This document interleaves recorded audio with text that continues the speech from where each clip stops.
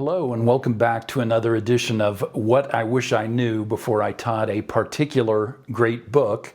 The book that we're talking about this morning is What the Buddha Taught. And technically, this is not a great book. You should know right out of the gate that what we're doing is we're talking about probably the best resource as an introduction to the religion of Buddhism.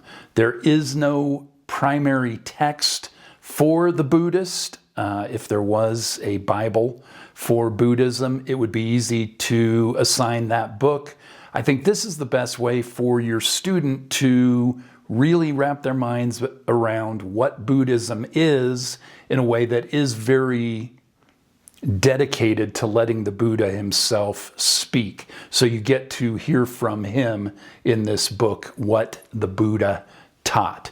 Now we're going to talk about what I wish I knew with regard to Buddhism and this particular text. Number one, there's a great supplement to this that I would recommend to all Christian families.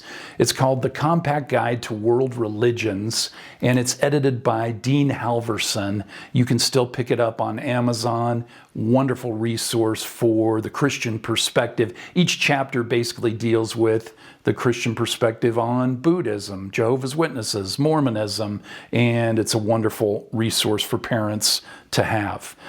Going into this book, there's some things that you'll need to pay special attention to. Number one, you really need to pay attention to the Four Noble Truths of Buddhism. Those will be spelled out clearly in the text, and they are foundational. So you need to treat them as foundational as you teach the concept of Buddhism.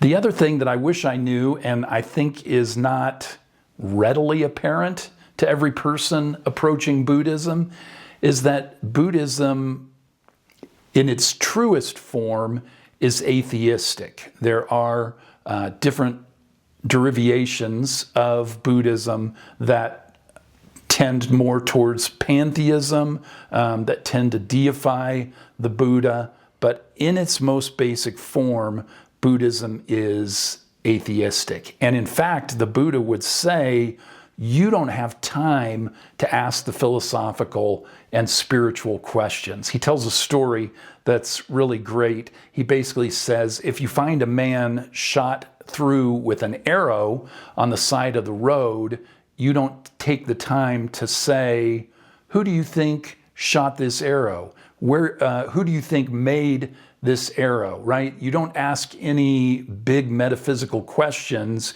You address the suffering. And that's what Buddhism is trying to do. The first noble truth is that life is suffering, and it's very clearly trying to alleviate the suffering without asking questions about, does God exist? What's God like? What's the nature of man?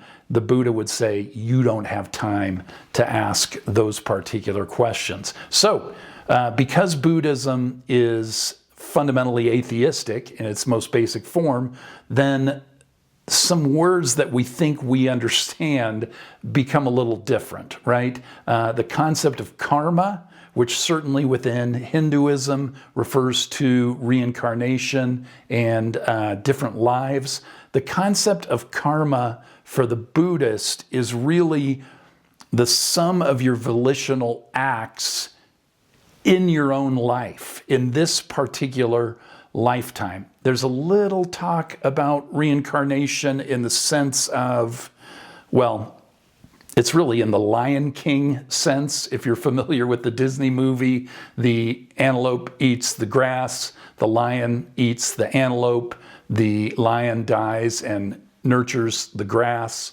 and the cycle goes on again. There's a sense in which sort of the will to live isn't the right term, but the life force sort of continues on, is reincarnated, but there's no sense in which you have an individual soul that does then in fact get reborn into another physical form. So the idea of karma is not in your next life you will receive this reward or this punishment, because there is no next life. The idea of karma is purely, hey, what you've willed, you kind of brought upon yourself. That's also a little bit problematic in terms of what will is, and we'll try to say this fast and move on past it. But because the Buddhist is so focused on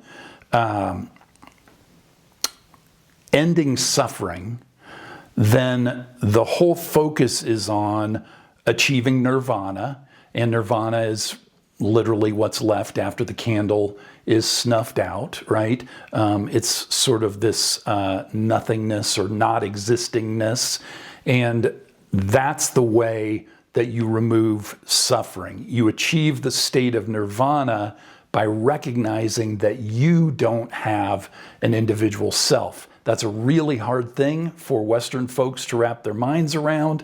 Actually, I think it's a hard thing for anybody to wrap their minds around, because we actually do have a self, and it seems very odd to say, oh no, you're not a soul. You in fact are just an aggregate of the senses, meaning your five senses intersect in this one particular place that makes you think you have a you, but there is no you. There's just this intersection of sight, taste, touch, etc. That's the aggregate of the senses. So very quickly we have to say as well, this is the big picture difference between Eastern religions and Western religions. Eastern religions deny the existence of self. Western religions treat the soul as a continuously existing, changing thing.